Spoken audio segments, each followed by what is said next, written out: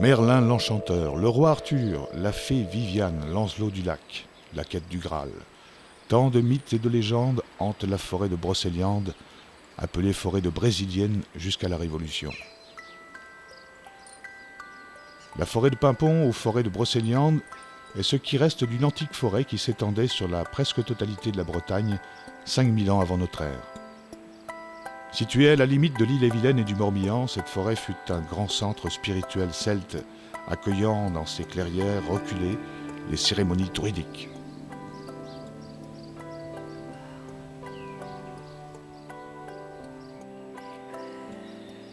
Non loin du Val sans retour, l'église de Tréorintec est une curiosité rare, dédiée au légendaire arthurien.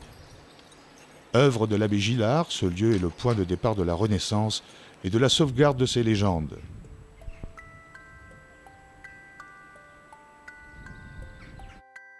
L'abbé Gillard arrive en 1942 dans ce village, au cœur de la forêt.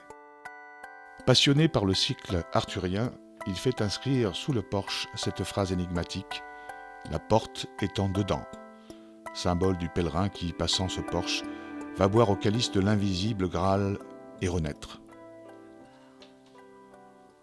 Dès la fin de la guerre, l'abbé Gillard embauche 2 prisonniers allemands, Karl Rezabeck et Peter Wiesdorf, peintres et ébénistes, qui vont travailler pendant 2 ans à l'évocation de la légende arthurienne, à laquelle l'abbé Gillard mêlera des scènes du christianisme. On y retrouvera par exemple la fée Morgane se prosternant au pied du Christ. En 1962, l'abbé Gillard est contraint par la maladie à se retirer. Il décédera en 1979, mais la légende, elle, continuera de vivre.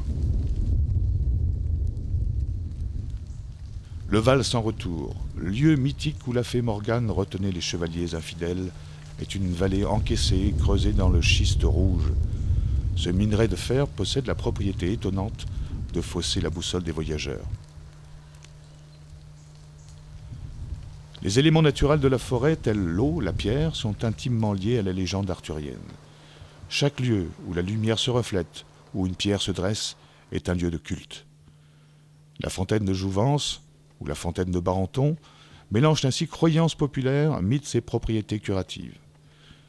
L'imprudent qui oserait déverser de l'eau sur le perron de pierre de la fontaine de Barenton verrait se déchaîner les orages. Cette croyance entraînera des processions pour réclamer la pluie les années de sécheresse. Lieu où se rencontrèrent pour la première fois Merlin et la fée Viviane, l'eau de la fontaine soignerait aussi les maladies chroniques et mentales.